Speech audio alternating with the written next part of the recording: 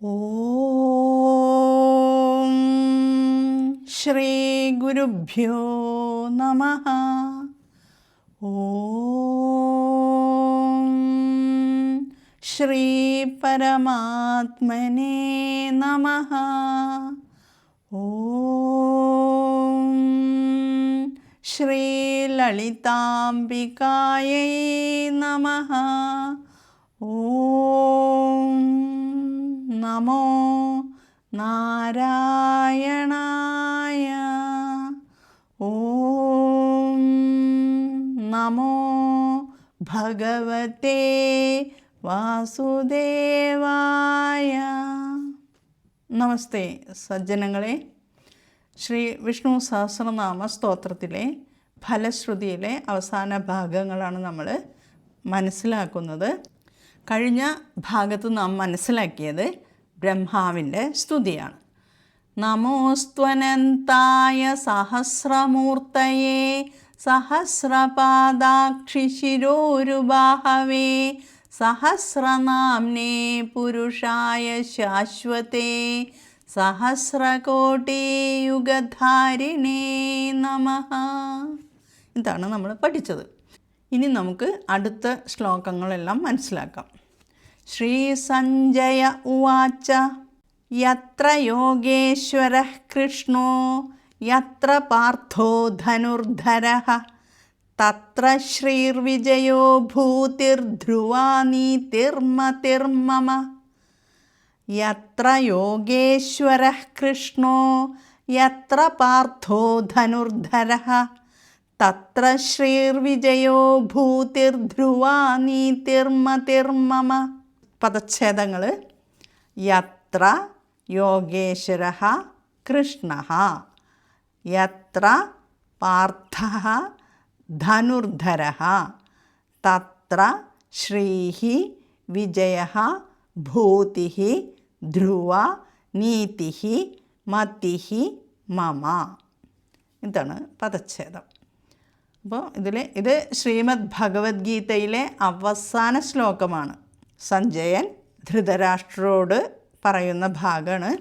എവിടെ യോഗേശ്വരനായ ശ്രീകൃഷ്ണൻ ഉണ്ടോ, എവിടെ ധനുസ് കയ്യിലേന്തിയ വില്ലാളി വീരനായ അർജുനൻ ഉണ്ടോ, അവിടെ ശ്രീയും, ശ്രീ എന്ന് വെച്ചാൽ ഐശ്വര്യവും വിജയവും, പിന്നെ ഭൂതിഹി, ബാക്കി എല്ലാതും അർത്ഥം നമുക്ക് മനസ്സിലാക്കാം ഏകദേശം. യത്ര എവിടെ, തത്ര അവിടെ, ശ്രീഹി വിജയ, ശ്രീയും വിജയവും, പിന്നെ ഭൂതിഹി അതിൻ്റെ അർത്ഥമാണ് അഭിവൃദ്ധി, ഭൂതിഹി അഭിവൃദ്ധി. ഇനി ധ്രുവ, ധ്രുവ എന്ന് വെച്ചാൽ സ്ഥിരമായ, ഇളക്കമില്ലാത്ത. നീതി എന്ന് പറഞ്ഞാൽ നീതി തന്നെ.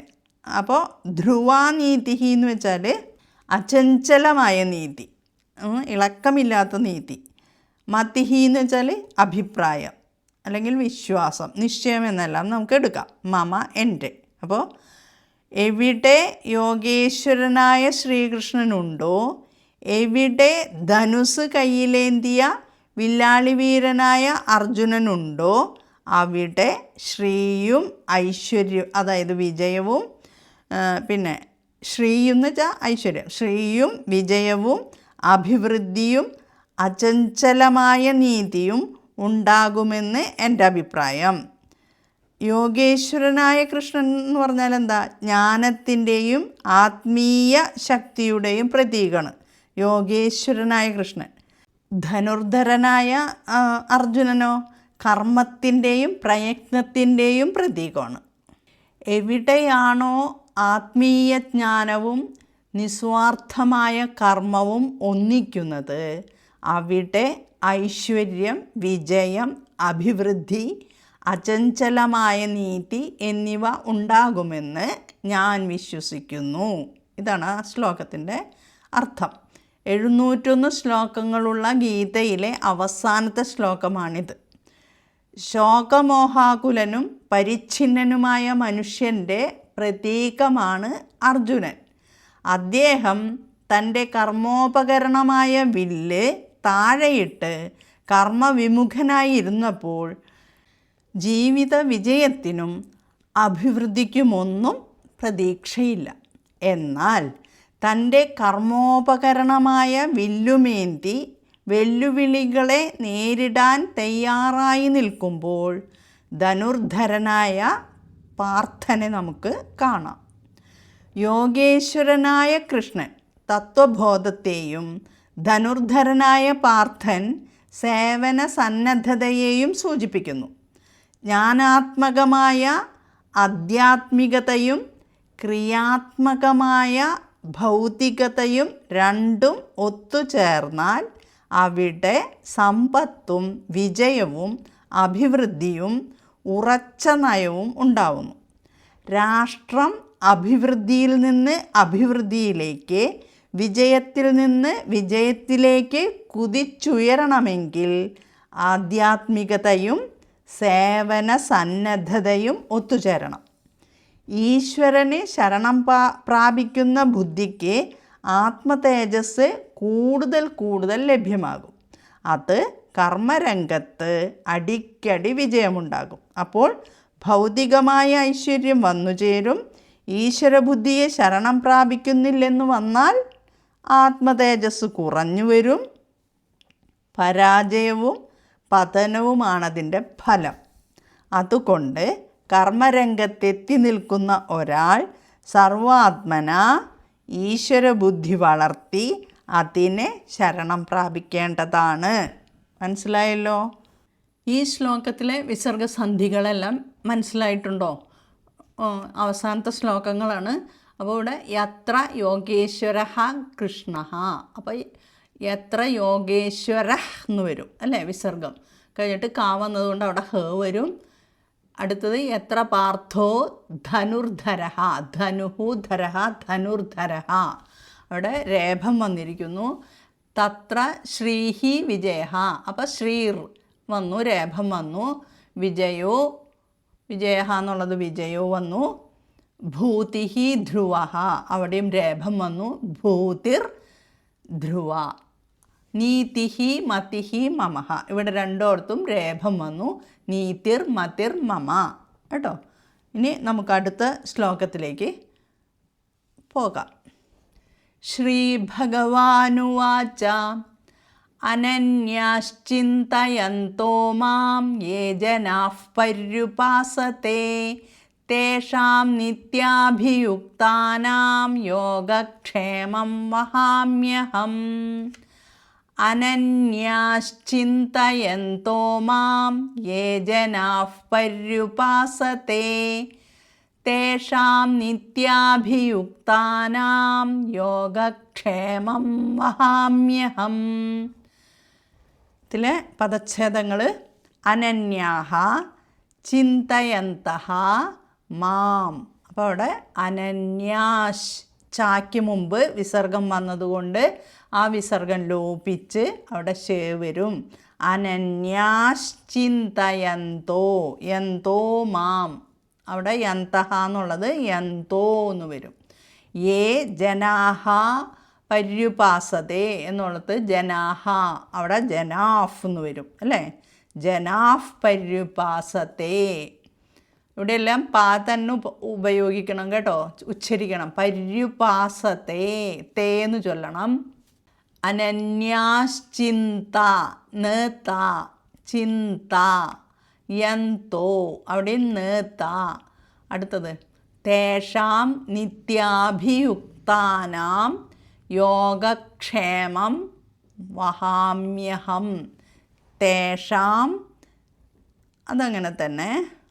നിത്യാഭിയുക്താനാം, അവിടെ എന്താണ് പദച്ഛേദം? നിത്യ അഭിയുക്താനാം. അപ്പോൾ ആ ഒന്നിച്ച് തന്നെ നിത്യാഭിയുക്താനാം, യുക്താനാം, ക് പറയണം അവിടെ, യുക്താനാം, നിത്യാഭിയുക്താനാം യോഗക്ഷേമം വഹാമ്യഹം. വഹാമി അഹം, വഹാമ്യഹം, ഈയുമായും കൂടി ചേർന്ന് യകാരം വന്നു, അതാണ് മ്യാ വന്നേ.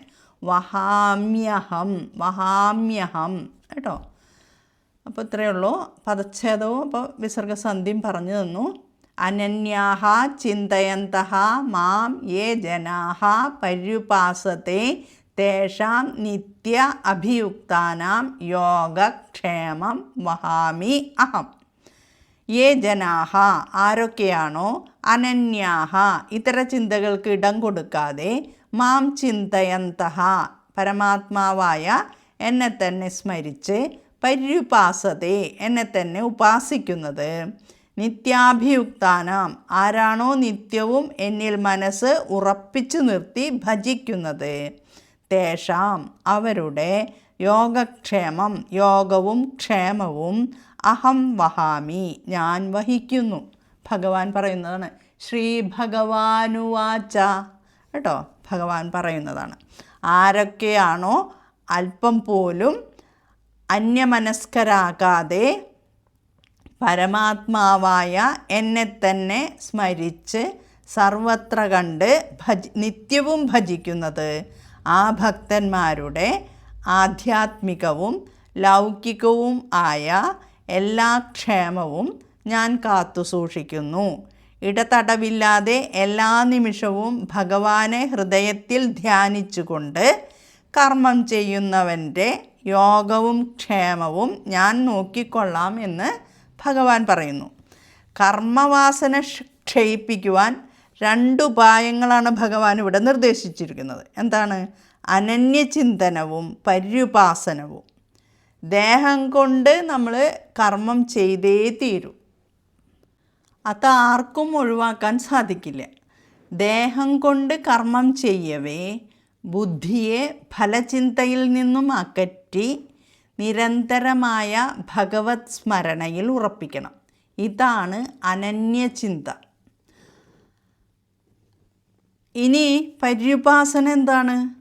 സഗുണോപാസനയായാലും നിർഗുണോപാസനയായാലും വസ്തു ഒന്നേയുള്ളൂ എന്ന് മനസ്സിലാക്കി പ്രപഞ്ചം മുഴുവൻ ഈശ്വരലീലയായോ ഈശ്വര സ്വരൂപമായോ ഭാവന ചെയ്യണം. അങ്ങനെ സ്വധർമാചരണം മുഴുവൻ അച്യുതനെ ആരാധനയാക്കുന്നതാണെന്ന് വിചാരിക്കണം. ഇതാണ് പര്യുപാസനം. ഇനി സഗുണോപാസനയും നിർഗുണോപാസനയും എന്താണെന്ന് മനസ്സിലാക്കണ്ടേ?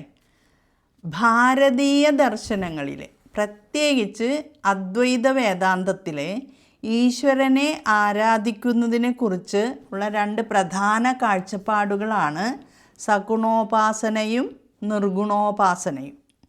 ഇവയെ ലളിതമായിട്ടൊന്ന് വിവരിച്ചു തരാം. സഗുണം എന്നാൽ ഗുണങ്ങളോട് കൂടിയത് എന്നർത്ഥം. രൂപവും ഭാവവും ഗുണങ്ങളുമുള്ള ഒരു ദൈവത്തെ സങ്കല്പിച്ച് ആരാധിക്കുന്ന രീതിയാണ് സഗുണോപാസന. ഇപ്പോൾ വിഷ്ണു അല്ലെങ്കിൽ ഗുരുവായൂരപ്പൻ, ശിവൻ, ദേവി ഇവർക്കൊക്കെ നമ്മൾ രൂപവും ഭാവവും കൽപ്പിക്കുന്നുണ്ട്. കാരുണ്യം, സ്നേഹം തുടങ്ങിയ ഗുണങ്ങളുണ്ടെന്നും ഭക്തർ വിശ്വസിക്കുന്നു അല്ലേ? അപ്പോൾ അത് സഗുണോപാസനയാണ്. വിഗ്രഹങ്ങൾ, ചിത്രങ്ങൾ, മന്ത്രങ്ങൾ എന്നിവ ഉപയോഗിച്ച് ആരാധിക്കുക. ക്ഷേത്രദർശനം, പൂജകൾ, ഭജനകൾ എന്നിവയെല്ലാം സഗുണോപാസനയുടെ ഭാഗങ്ങളാണ്. സാധാരണക്കാർക്ക് ഈശ്വരനിൽ ശ്രദ്ധ കേന്ദ്രീകരിക്കാൻ ഏറ്റവും എളുപ്പമുള്ള മാർഗമാണ് സഗുണോപാസന. ഇവിടെ ഭക്തനും ഭഗവാനും തമ്മിലുള്ള ബന്ധത്തിനാണ് മുൻഗണന. ഇനി നിർഗുണോപാസന എന്താണെന്ന് മനസ്സിലാക്കാം. നിർഗുണം എന്നാൽ എന്താ? ഗുണങ്ങൾക്കും രൂപങ്ങൾക്കും അതീതമായത് എന്നർത്ഥം. ഈശ്വരനെ ഒരു രൂപത്തിലോ ഭാവത്തിലോ ഒതുക്കാതെ പ്രപഞ്ചത്തിൻ്റെ ചൈതന്യമായി കാണുന്ന രീതിയാണ് ഇത്. നിർഗുണോപാസന ബ്രഹ്മം ആയി കാണുന്ന രീതി. ഈശ്വരൻ രൂപമില്ലാത്തവനാണ്, സർവവ്യാപിയാണ്, മാറ്റമില്ലാത്തവനാണ്, പരബ്രഹ്മമാണ്. ധ്യാനത്തിലൂടെയും ജ്ഞാനത്തിലൂടെയും ഉള്ള ഉപാസനയാണ് നിർഗുണോപാസന. ശ്രീ ആദിശങ്കര ഭഗവത്പാദരുടെ അഭിപ്രായത്തിൽ സത്യം ഒന്നേയുള്ളൂ, അതിനെയാണ് ബ്രഹ്മം എന്ന് വിളിക്കുന്നത്. ബ്രഹ്മം എന്നാൽ എന്താണ്? നിർഗുണോപാസനയിലെ ദൈവം എന്നത് ആകാശത്തിരിക്കുന്ന ഒരാളാണോ? അല്ല, മറിച്ച് അത് പ്രപഞ്ചം മുഴുവൻ നിറഞ്ഞു നിൽക്കുന്ന ഒരു ചൈതന്യമാണ്. അതിന് രൂപമില്ല, നിരാകാരനാണ്. പിന്നെ മാറ്റമില്ല, നിർവികാരമാണ്. ജനനമോ മരണമോ വളർച്ചയോ തളർച്ചയോ ഇല്ല. ഇതെല്ലാം നമ്മൾ പഠിച്ചിട്ടുണ്ട്. ഗുണങ്ങളില്ല, നിർഗുണമാണ്. സത്വം, രജസ്, തമസ് എന്നീ പ്രകൃതി ഗുണങ്ങൾക്ക് അതീതമാണ്. നിർഗുണോപാസനയുടെ ഏറ്റവും പ്രധാനപ്പെട്ട വശം ജീവാത്മാവും പരമാത്മാവും ഒന്നാണെന്ന തിരിച്ചറിവാണ്. നമ്മുടെ ഉള്ളിലെ ഞാനെന്ന ബോധവും പ്രപഞ്ചത്തിലെ ചൈതന്യവും രണ്ടല്ല, അത് ഒന്ന് തന്നെയാണെന്ന് മനസ്സിലാക്കണം. തിരമാലകൾ കടലിൽ നിന്ന് വ്യത്യസ്തമാണോ? അല്ല. എന്നതുപോലെ നമ്മൾ ഓരോരുത്തരും ആ പരമമായ ചൈതന്യത്തിൻ്റെ ഭാഗമാണെന്ന് ഈ ഉപാസനയിൽ സങ്കല്പിക്കുന്നു. നിർഗുണോപാസകൻ വിഗ്രഹത്തിന് മുന്നിലല്ല കണ്ണടച്ചിരിക്കുന്നത്, മറിച്ച് സ്വന്തം ഉള്ളിലേക്കാണ് നോക്കുന്നത്. സാധാരണ ഭക്തർ സഗുണോപാസനയിൽ നിന്ന് പതുക്കെ നിർഗുണോപാസനയിലേക്ക് പോകണം. നമ്മുടെ മനസ്സ് വളരെ ചഞ്ചലമാണ്. പെട്ടെന്ന് ഒരു രൂപമില്ലാത്ത ഒന്നിനെ ധ്യാനിക്കാൻ ബുദ്ധിമുട്ടാണ്. പടവുകൾ കയറി മുകളിലെത്താൻ ഒരു ഗോവണി ആവശ്യമാണ്. അതാണ് സഗുണോപാസന. എന്നാൽ മുകളിലെത്തിക്കഴിഞ്ഞാൽ പിന്നെ ഗോവണിയുടെ ആവശ്യമില്ല. സഗുണോപാസനയിലൂടെ മനസ്സിനെ ശുദ്ധീകരിച്ച് നിർഗുണാവസ്ഥയിലേക്ക് എത്തണം. ആദ്യം ഒരു രൂപത്തിൽ മനസ്സിനെ ഉറപ്പിക്കുന്നു. മനസ്സ് ഏകാഗ്രമായി കഴിഞ്ഞാൽ പതുക്കെ രൂപങ്ങൾക്കപ്പുറമുള്ള സത്യത്തെ, നിർഗുണത്തെ അന്വേഷിക്കുന്നു. വേദാന്ത തത്വചിന്തയുടെ സാരമായ 4 മഹാവാക്യങ്ങൾ ഏതൊക്കെയാണ്? പ്രജ്ഞാനം ബ്രഹ്മ, തത്വമസി, അയമാത്മാ ബ്രഹ്മ, അഹം ബ്രഹ്മാസ്മി. പ്രജ്ഞാനം ബ്രഹ്മ എന്താണ് അതിൻ്റെ അർത്ഥം? ഇത് ഋഗ്വേദത്തിലെയാണ്. ഋഗ്വേദം, അതായത് ബോധം തന്നെയാണ് ബ്രഹ്മം. ദൈവം എന്നത് എവിടെയോ ഇരിക്കുന്ന ഒരു വ്യക്തിയല്ല, മറിച്ച് നമ്മളിൽ ഓരോരുത്തരിലുമുള്ള അറിവ് അല്ലെങ്കിൽ ബോധം തന്നെയാണ് ആ പരമാത്മ ചൈതന്യം എന്നത് ഇതിൽ നിന്നും പഠിപ്പിക്കുന്നു. ഇനി തത്വമസി, ഇത് സാമവേദത്തിലെ മഹാവാക്യമാണ്. തത് ത്വം അസി, അത് നീയാകുന്നു. നീ അന്വേഷിക്കുന്ന പരമമായ സത്യം മറ്റെവിടെയുമല്ല, അത് നീ തന്നെയാണ്. ഇത് ഗുരു ശിഷ്യന് നൽകുന്നൊരു ഉപദേശമാണ്. വിഗ്രഹത്തിലോ പുറത്തോ ഉള്ള ദൈവത്തെ തിരയുന്ന ഭക്തനോട് നീ തിരയുന്നത് നിന്നെ തന്നെയാണ് എന്ന് ഇത് ഓർമ്മിപ്പിക്കുന്നു. അടുത്തത് അയമാത്മാ ബ്രഹ്മ. എന്താണ് ഇത്? അഥർവവേദത്തിലെ മഹാവാക്യമാണ്. ഈ ആത്മാവ് ബ്രഹ്മം തന്നെയാണ്. നമ്മുടെ ശരീരത്തിലിരിക്കുന്ന വ്യക്തിഗതമായ ആത്മാവും, അതായത് ജീവാത്മാവും പ്രപഞ്ചം മുഴുവൻ നിലനിൽക്കുന്ന ബ്രഹ്മവും ഒന്ന് തന്നെയാണ്. ഇവ രണ്ടും രണ്ടല്ല എന്ന അദ്വൈത ദർശനം ഇവിടെ വ്യക്തമാക്കുന്നു. ഇനി അഹം ബ്രഹ്മാസ്മി, യജുർവേദത്തിലെ മഹാവാക്യമാണിത്. ഞാൻ ബ്രഹ്മമാകുന്നു. നീണ്ട ധ്യാനത്തിനും പഠനത്തിനും ശേഷം ഒരു സാധകൻ സ്വന്തം അനുഭവത്തിലൂടെ പറയുന്ന വാക്കുകളാണിത്. അഹം ബ്രഹ്മാസ്മി, ഞാൻ വെറും ശരീരം മാത്രമല്ല, പ്രപഞ്ചം മുഴുവൻ നിറഞ്ഞു നിൽക്കുന്ന അനശ്വരമായ ചൈതന്യമാണ് എന്ന തിരിച്ചറിവാണ്. ഈ അറിവുകൾ കൊണ്ട് എന്തെങ്കിലും ഗുണമുണ്ടോ? നമുക്ക് ഉണ്ട്. ഞാൻ അനശ്വരമായ ചൈതന്യമാണെന്ന് അറിയുന്നവൻ മരണത്തെയോ പരാജയത്തെയോ ഭയപ്പെടില്ല. എല്ലാവരിലും ഇരിക്കുന്നത് ഒരേ ചൈതന്യമാണെന്ന് മനസ്സിലാക്കുമ്പോൾ മറ്റുള്ളവരോട് സ്നേഹവും കരുണയും ഉണ്ടാകുന്നു. മാത്രമല്ല, പുറത്തുള്ള സന്തോഷത്തേക്കാൾ ഉപരിയായി സ്വന്തം ഉള്ളിലെ സമാധാനത്തെ കണ്ടെത്താൻ സാധിക്കുന്നു. സഗുണോപാസനയിലൂടെ നമ്മൾ ദൈവത്തെ പുറത്ത് കാണാൻ ശ്രമിക്കുന്നു, അല്ലേ? അമ്പലങ്ങളിലൊക്കെയാണ് ഭഗവാൻ ഇരിക്കുന്നത്, ഗുരുവായൂർ ക്ഷേത്രത്തിലാണ് ഭഗവാൻ ഇരിക്കുന്നത്, കണ്ണൻ എന്നൊക്കെ നമ്മൾ അങ്ങനെ കാണാൻ ശ്രമിക്കുന്നു. എന്നാൽ ഈ മഹാവാക്യങ്ങളിലൂടെ നമ്മൾ ദൈവത്തെ നമ്മുടെ ഉള്ളിൽ തന്നെ കണ്ടെത്തുന്നു. ഒരു പൂജകൻ സ്വയം പൂജ ചെയ്യുമ്പോൾ ആദ്യം പൂർവാംഗ പൂജ എന്നുള്ള ഒരു ഭാഗമുണ്ട്. അതിൽ പവിത്രീകരണം, ദീപപ്രോജ്വലനം, ആചമനം, പിന്നെ ഗുരുധ്യാനം, ആസനപൂജ, ഇങ്ങനെയുള്ള പൂജകളൊക്കെ കഴിഞ്ഞിട്ട് ആത്മപൂജ ചെയ്യണം. അതായത് സ്വന്തം ശിരസിൽ അക്ഷതം ഇടും. അപ്പോൾ ചൊല്ലുന്നത് ദേഹോ ദേവാലയ പ്രോക്തോ ജീവോ ദേവസനാതനഃ ത്യജേദജ്ഞാന നിർമാല്യം സോഹം ഭാവേന പൂജയേത് എന്നാണ്. അതായത് ദേഹോ ദേവാലയ പ്രോക്ത, ദേഹം ഒരു ദേവാലയമായി പറയപ്പെടുന്നു. അതായത് ക്ഷേത്രമായിട്ട് നമ്മൾ കണക്കാക്കണം. അതിലെ ജീവോ ദേവസനാതനഃ, ജീവൻ, അതായത് അതിലിരിക്കുന്ന ജീവാത്മാവ് സനാതനമായ ദൈവം തന്നെയാണ്. എന്നിട്ട് പ്രാർത്ഥിക്കുകയാണ് ത്യജേത് അജ്ഞാന നിർമാല്യം. അതിനാൽ അജ്ഞാനം എന്ന മലിനതയെ, അവിദ്യയെ ഉപേക്ഷിച്ച് സോഹം ഭാവേന പൂജയേത്. സോഹം എന്ന് വെച്ചാൽ സഹ അഹം, ഞാൻ അതേ ദൈവസ്വരൂപം തന്നെയാണ് എന്ന ഭാവത്തോടെ സ്വയം പൂജിക്കണം എന്ന്. അത് പറഞ്ഞും കൊണ്ടാണ് പൂജകൻ പൂജിക്കുന്നത്. അപ്പോൾ മനസ്സിലായില്ലേ? അത്രയും നമ്മുടെ ശരീരത്തിലിരിക്കുന്ന ജീവാത്മാവ് തന്നെയാണ് പരമാത്മാവ്. ആ പരമാത്മാവിൻ്റെ അംശം ആണ് ജീവാത്മാവ് എന്ന് കണക്കാക്കിയിട്ട് നമ്മൾ പൂജ ചെയ്യണം. വിഷ്ണു സഹസ്രനാമത്തിലെ ആദ്യത്തെ നാമം എന്താണ്? ഓം വിശ്വം, വിഷ്ണുർ അല്ലേ? ഇതൊക്കെയാണ് എന്നാണ് തുടങ്ങുന്നത്. വിശ്വത്തിൻ്റെ അർത്ഥം പറഞ്ഞു തന്നത് ഓർമ്മയുണ്ടോ? ജഗത്ത് തന്നെയായിരിക്കുന്ന ആൾ, ബ്രഹ്മം. ഇതാണ് ഞാൻ പറഞ്ഞു തന്ന അർത്ഥം. അപ്പോൾ മനസ്സിലായില്ലേ? ബ്രഹ്മം. വിഷ്ണുഹു, വിഷ്ണു എന്ന് വെച്ചാൽ എന്താണ്? സർവവ്യാപിയാണ്, എല്ലായിടത്തും വ്യാപിച്ചിരിക്കുന്നവനാണ്. ഈ രണ്ട് നാമങ്ങളുമായി ചിന്തിക്കുമ്പോൾ നിർഗുണോപാസന എന്തെന്ന് മനസ്സിലാക്കാം.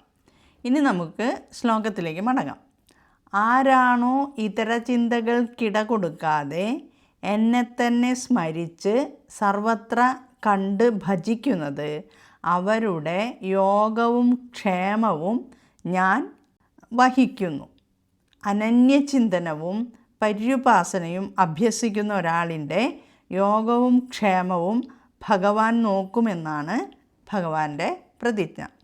ഇഹലോക ജീവിതം തകരാറാകാതെ വേണ്ടത് വേണ്ട സമയത്ത് എത്തിച്ചു തരികയും അകാലത്ത് നഷ്ടപ്പെട്ടു പോകാതെ സൂക്ഷിക്കുകയും ചെയ്യുന്നതാണ് ലൗകികമായ യോഗം. അതുപോലെ ദേഹയാത്ര മുന്നേറും തോറും ഉള്ളിലെയും പുറത്തും ഭഗവത് സാന്നിധ്യം കൂടുതൽ അനുഭവപ്പെടാനിടയാക്കുന്നതാണ് ആധ്യാത്മിക യോഗം. ഈ രണ്ടു യോഗവും കൊണ്ടാണ് ഒരുവൻ്റെ ജീവിതം പൂർണ്ണ ധന്യതയിലേക്ക് എത്തേണ്ടത്. ഈ രണ്ടു കാര്യങ്ങളും ഭഗവാൻ ലോകാരംഭം മുതൽ ഏറ്റെടുത്തിരിക്കുന്നു എന്നുള്ളതാണ് ഇവിടെ വെളിപ്പെടുത്തുന്നത് ഭഗവാൻ. അടുത്ത ശ്ലോകം കൂടി ഈ ഓഡിയോയിൽ ഉൾപ്പെടുത്തണം എന്ന് വിചാരിച്ചിരുന്നതാണ്. പക്ഷേ വിശദീകരണങ്ങളിലൂടെ പോയപ്പോൾ സമയം ദീർഘിച്ചു. അതുകൊണ്ട് ഇന്നിവിടെ നിർത്തുന്നു. ഓം ശ്രീ ഗുരുഭ്യോ നമഃ. ഹരിഃ ഓം. ഓം തത്സത്.